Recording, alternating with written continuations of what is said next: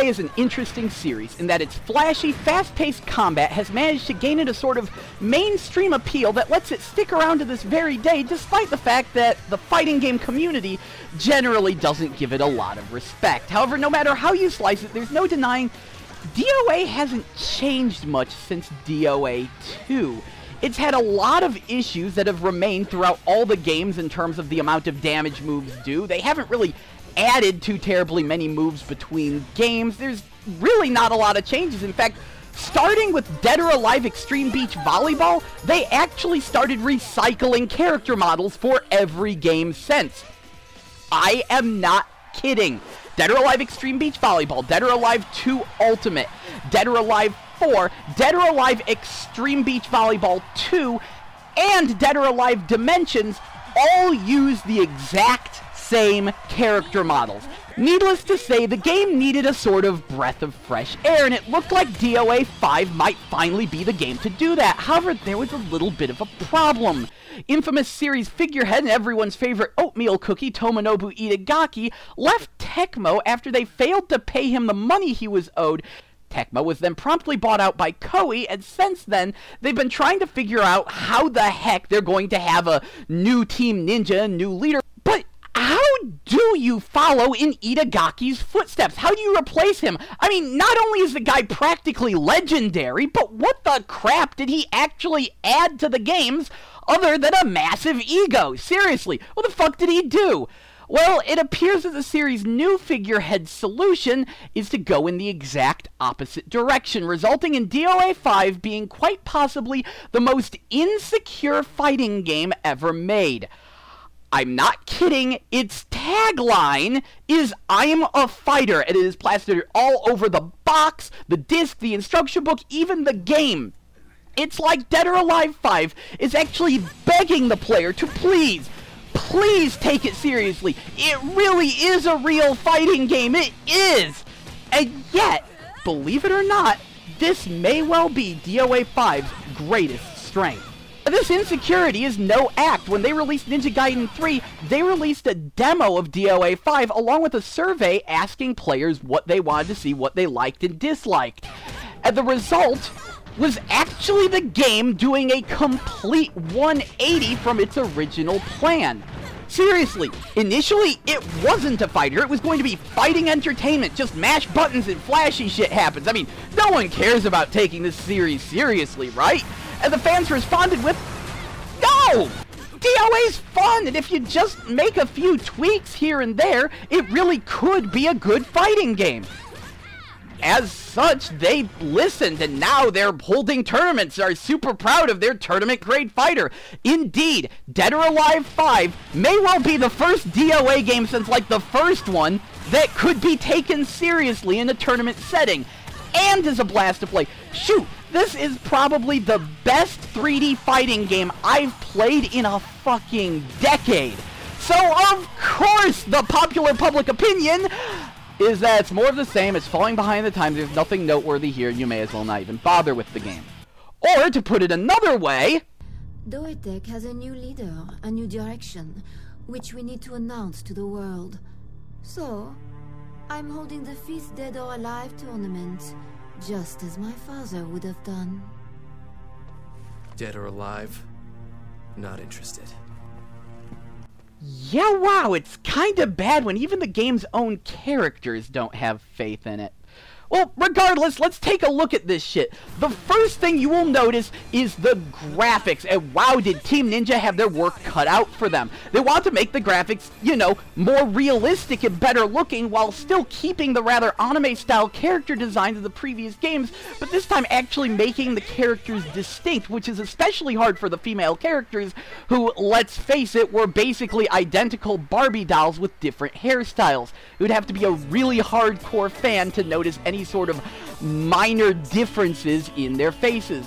However, I think they did a fantastic job, and while I have a few complaints here and there, most noticeably Lisa's skin tone is a little pale. I guess she spent too much time cooped up in the lab. She should probably get some sun, maybe, I don't know, play some beach volleyball or something.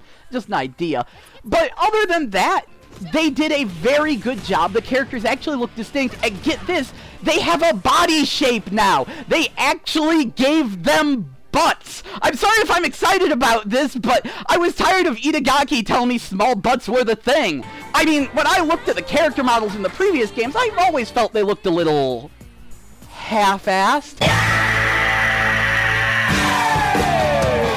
Especially new to this game is the dirt and sweat effects, though these can be turned off individually in the options menu. This is good because I think the dirt effect looks a little off, but the sweat effect is incredible. I know it sounds silly, but I really think it adds a little extra gravitas to the fight. I am serious, like, actually seeing your fighters get sweaty as they fight, and then you see their win pose, and they're, like, dripping with sweat, it makes you say, fuck yeah, that was a fucking fight, yeah! It seems silly, but I really think it adds that little extra oomph to the presentation. However, I can't talk about DOA without mentioning the breasts, and, well, the breast physics are particularly silly this time around, if even a little disturbing in some isolated cases. Are Lisa's boobs spinning?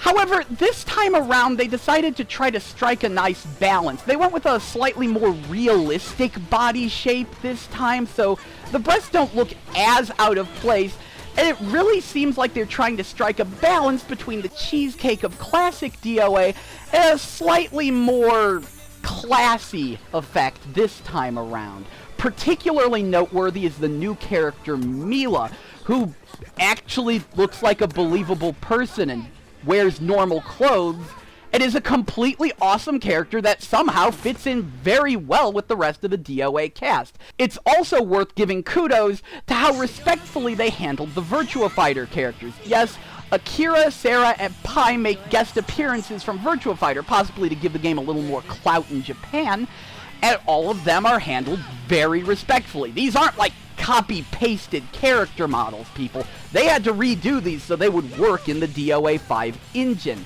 However, I do have some minor complaints with the actual stages. Most noticeably, the ground texture is really fucking bad. I don't know if it's just me, but the game seems a little lower resolution than DOA 4. It looks a little less smooth and anti-aliased and whatnot. However, the stages most certainly don't look bad. I just think they lack variety. It's not that there's not enough stages. Oh no, there's plenty of stages, but they're almost all industrially themed. Lots of grays and browns and smokiness. The game really feels like it could use a dance club stage or that kick-ass Las Vegas stage from DOA 4. That's all I'm saying. It could use a little more color here. But enough about the graphics, let's talk about what really matters here, the gameplay. And let me tell you, playing DOA 4 and DOA 5 back-to-back is like the difference between night and fucking day. Especially if you're playing as Lisa. I'm not talking about her skin tone either. However, this is where most people are saying it's more of the same. Why is that? Well, let me put it to you like this. Ask someone who isn't a Tekken fan what the difference is between Tekken 6 and Tekken Tag 2, and they'd probably just say, more characters in the tag mode?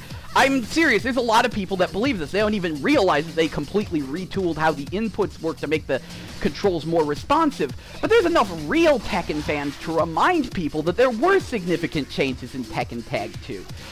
DOA does not have this luxury. There aren't really any DOA fans, so they're not really noticing the difference. I, however, am. Egad, Lisa went from being practically worthless due to her excessively predictable moves in DOA 4 to being a real force to contend with in DOA 5. First of all, the game is noticeably faster paced and more conducive to combos. This does actually hurt the presentation a little bit. Previous games definitely flowed smoother and were a little more enjoyable to watch because of it. However, this game is more enjoyable to play and the controls feel much tighter as a result.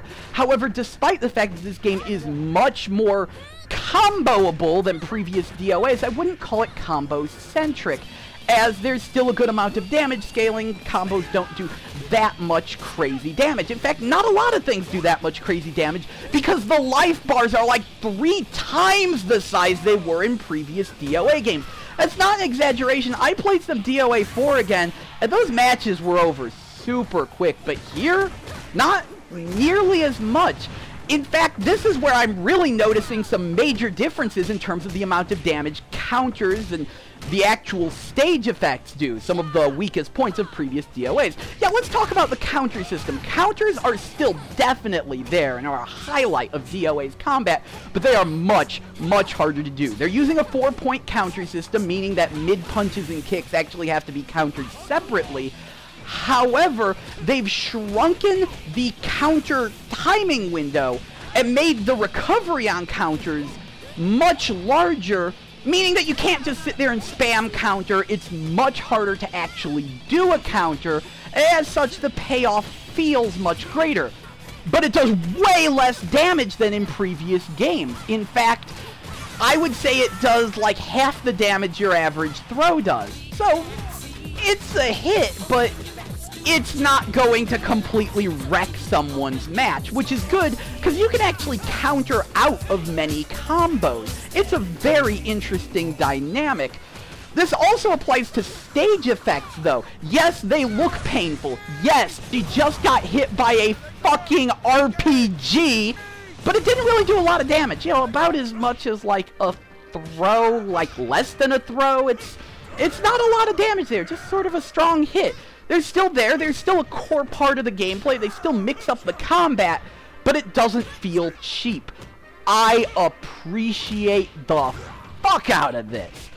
Just overall, the game feels tighter, faster, more balanced, and more respectable than ever before.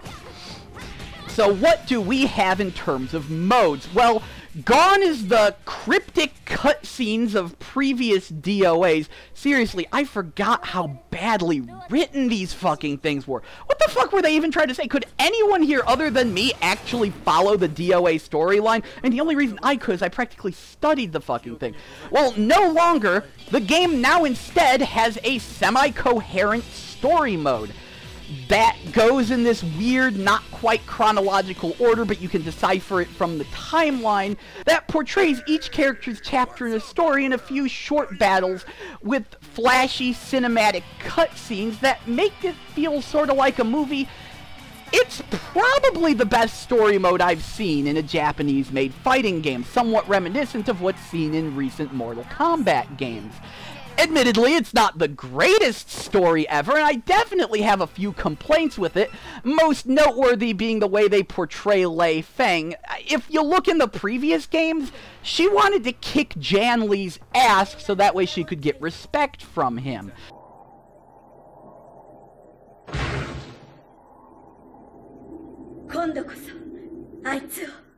Whereas in DOA 5, she's sort of this drooling Jan Li fangirl, which definitely rubs me the wrong way, as I've always regarded Lei Feng as one of the series' #1 badasses. I just absolutely loved her, and I really dislike their portrayal of her here.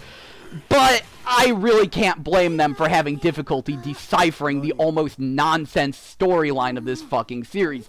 Kudos to them for actually trying. On the plus side, at least the characters have a good bit more personality this time, causing me to warm up to some that I previously wasn't very fond of. Ayane, for example, comes off as cynical rather than cold and heartless. Christy has a few amusing moments, and Helena actually takes up sort of a leadership role. So overall, a definite improvement. Aside from that, there's still an arcade mode, though it's really more of a time attack mode this time around, and there's a survival mode, and indeed training mode.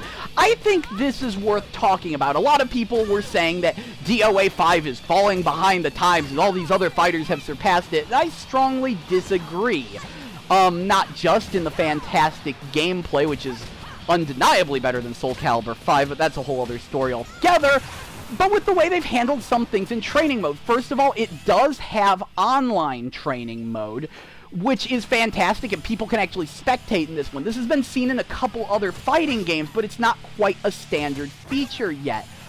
Also, they've implemented something from Dead or Alive Dimensions that was quite possibly the best use of a second screen in a DS fighting game. See, in Dead or Alive Dimensions, they used the second screen to display a move list, but since 3D fighters have like more than 100 moves per character, what they did was as you pressed buttons and did moves, it would skip to different parts of the move list. So if you did like forward plus punch, it would show you all the follow-ups to forward plus punch.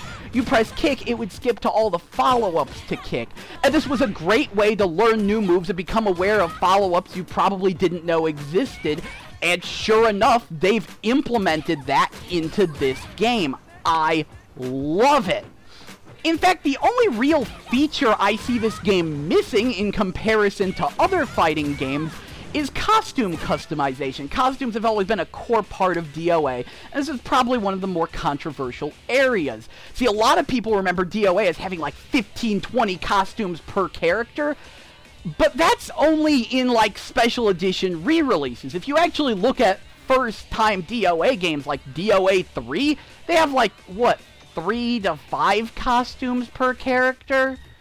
It's not really a lot. So the fact that DOA 5 has 5 to 7 costumes per character, including hidden super skimpy swimsuits for Tina, Christy, and Lisa you unlock by playing through hard mode, that's actually pretty good. Indeed, they are releasing more costumes as DLC, but thankfully, these are not unlock keys. These are real DLC outfits. They take up space on your hard drive, and you cannot see them unless you have purchased another costume from that round of costumes. Now, while it may not be missing features compared to other games, it is missing features compared to itself. I.e., where the fuck is my tag survival mode? That might seem minor to anyone else, but to me, I'm sorry, that was the greatest single-player experience in fighting game history. You see, DOA survival mode streams in opponents, loading in the next one while you're fighting the current ones. There's no load times. You mix that with the tag mechanic, and it's just phenomenal. Switching out characters, trying to conserve life bars, fighting all these different opponents as they're rapidly streamed in at you. It has the survival mode, but there's no tag one. Why? Fucking why? Actually, tag play doesn't get nearly enough respect in this game as is. It's not like they half-assed it. They have plenty of tag arenas, and they've actually added new tag intros and tag throws. You can even do tag critical blows. Oh yeah, that's a feature I forgot to mention. When your life bar's at 50%, it glows red, and then you can charge like back plus punch and kick. And if you land that move, it'll do a flashy cutscene, then it goes into slow motion, highlights different stage objects. You can aim where you want to knock your opponent. It's a kind of kooky comeback mechanic. Not particularly abusable, takes some real skill to utilize. You're not going to see it very often, but it's definitely flashy. And yeah, you could do tag team versions of that in tag mode. Like, the tag team play is fantastic. It completely changes how the game plays. Remember how I said it wasn't very combo-centric? Yeah, that goes right out the fucking window once you play tag mode. Seriously, I played against some high-level tag players online, and the kind of crazy-ass 50% damage combos they were pulling were just unfucking-leavable.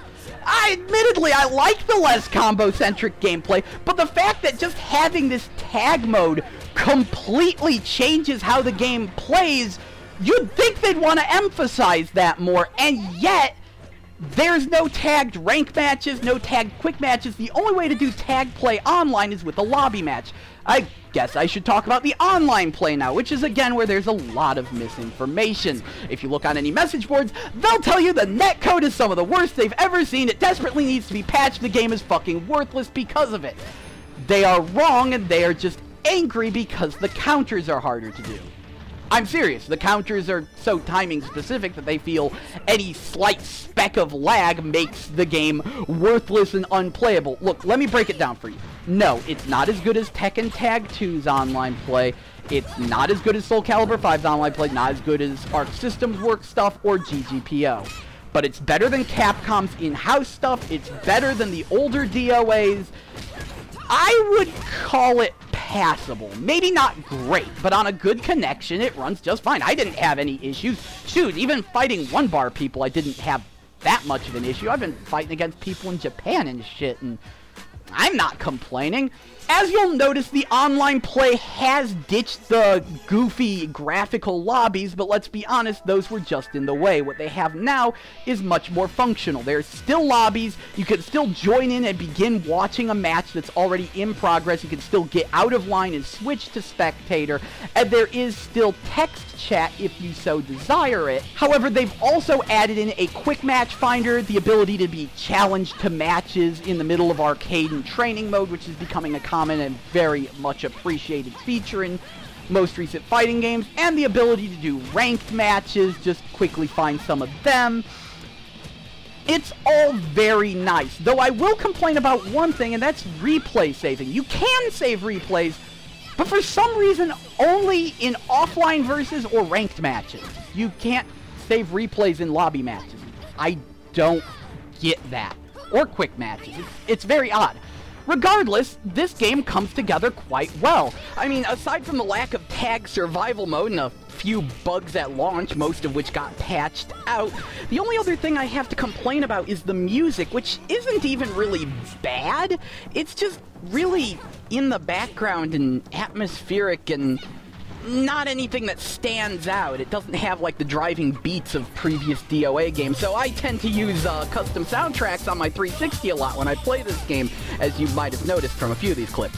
This game is good. I went in super skeptical and was completely blown away, and I was looking at giving it a 4.7 out of 5, which as it is a really high score, but then I really thought about it and I realized I really like this game. I mean, seriously, I love fighting games. I've played a ton of them. I have purchased every single fighting game this console generation, but it is rare that a fighter hooks me this hard. I have put a good almost 60 hours into this game, and I plan on putting many, many more hours into it because I just love it so much. And it seems that the reason why is its most controversial feature, the ability to counter out of combos, which many fighting game fans are wanting removed, but that would require like completely retooling the game. Look, I love combos and all, but when people just keep doing the same combo time and time again, I feel it deserves to be countered. Not to mention it means that there's never a point where it just feels like it's completely hopeless and you should just put the controller down because you're so outmatched. There is always that little ray of hope that if you pay more attention and predict your opponent's next move, that you can counter it and make a comeback. I get that a lot of people are going to say that this is just because I suck at fighting games or whatever, and you know what? Maybe they're right. As much as I love fighting games, I've never really put that much time and effort into really learning one, because it usually gets really disheartening later on. I mean, there's just a lot of sitting around trying to memorize combos and hoping that all your training doesn't go to waste.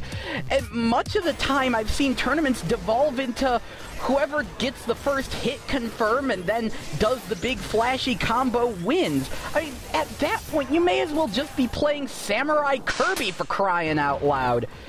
So, while it may be the very feature that causes other fighting game fans to say that it's not a legitimate fighting game and shouldn't be played competitively, to me it is this very thing that elevates it above other fighting games. As such, I give Dead or Alive 5 a 4.9 out of 5, only removing that last little tenth of a point because of some of those bugs and the lack of tag survival mode and whatnot.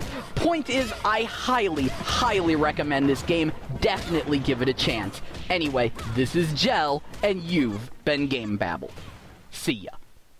Oh yeah, but it last in London, you know, whatever, but it's that little last in London, but I can do day. Drink it all up.